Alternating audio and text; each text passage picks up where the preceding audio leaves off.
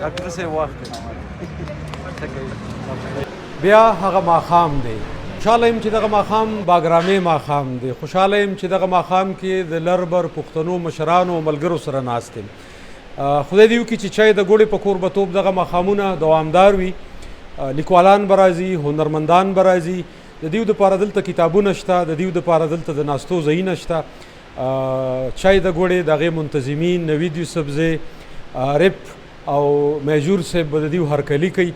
زه دغه نننی ماښام چې په پېښور کې دی، په دغه اوسني وضعیت کې همدغه دوه شعره صرف ویلی شم چې پر دې خړه پړه ځمکه چې څه ښکاري، پر دې خړه پړه ځمکه چې څه ښکاري، دا زما دي تره ټکه چې څه ښکاري.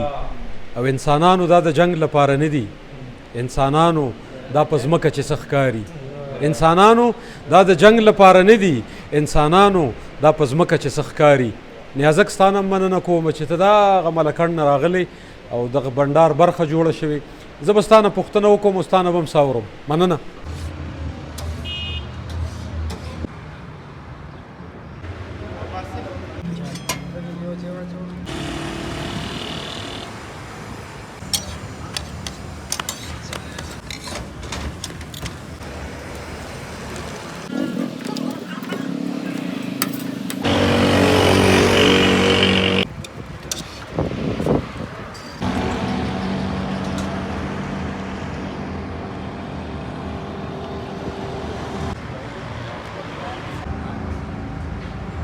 صداګانې در بخمه خو یو کار به کوې، زه چې د زړه زخمونه ښایم انکار به کوې.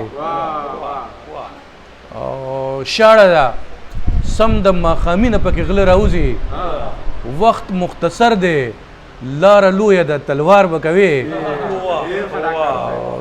شاړه ده سم د ماښامي نه پکې غله راوځي، وخت مختصر دی لاره لویه ده تلوار به کوې.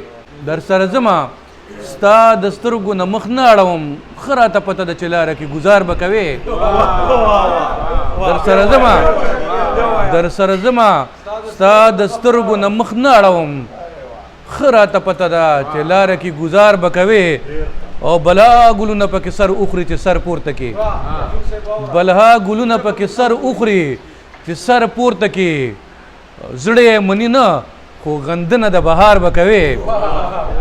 بلها ګلونه پکې سر اخري چې سر پورته کې. زړه منی نه خو غندنه د بهار به کوې. او درته به ما ښودلې نه وي مجبورې د مینې، درته به ما ښودلې نه وي مجبورې د مینې. که راته پته وه چې مخه د بازار به کوې، درته به ما ښودلې نه وي مجبورې د مینې. که راته پته وه چې مخه د بازار به کوې. درد نه لمبي وباسه، زخم نه ټکور اخله، هر څه چې وي خدا نشه نشه روزګار به کوې. زخم نه ټکور اخله، هر څه چې وي خدا نشه نشه روزګار به کوې. او د خاموشۍ ګڼې معنی دي شونډې زر پرانیزه، که اراده دې د الفت وي نو اظهار به کوې. مننه دي، مننه دي، ډېره مننه دي. ته زما ژوند یې خو زه تا هم اخیستلی نشم، دومره راجوخ شوې چې اوس ساه هم اخیستلی نشم، چې اوس ساه هم اخیستلی نشم. او دا مجبورۍ دي د الفت که د حالاتو فریب،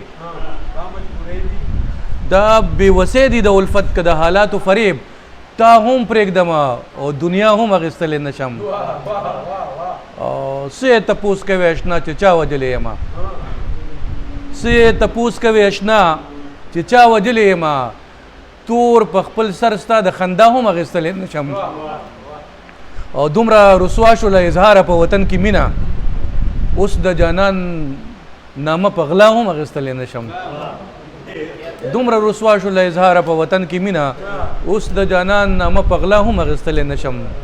او ته زما ژوند یې خو زه تا هم اخیستلی نشم، دومره راجوخ شوې چې اوس ساه هم اخیستلی نشم.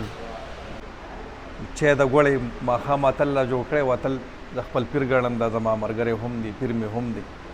په شاعرۍ هم ډېر نه پوهېږم، خپل یو څو شعرونه به وړاندې کړم چې خمار شمه چې خمار شم بلار شم ستا غمونو ته بیدار شم چې خمار شم بلار شم ستا غمونو ته بیدار شم ستا نتکې به تاله راوړم یاره چېرته به مالدار شم نور به نسکم بیا به نسکم خو چې دا ځل ته قلار شم لوپټه په سر پورک ده که نه بیا به راته قار شم ډېر مې مه چېړه یارانو زه چې قار شم خامار شم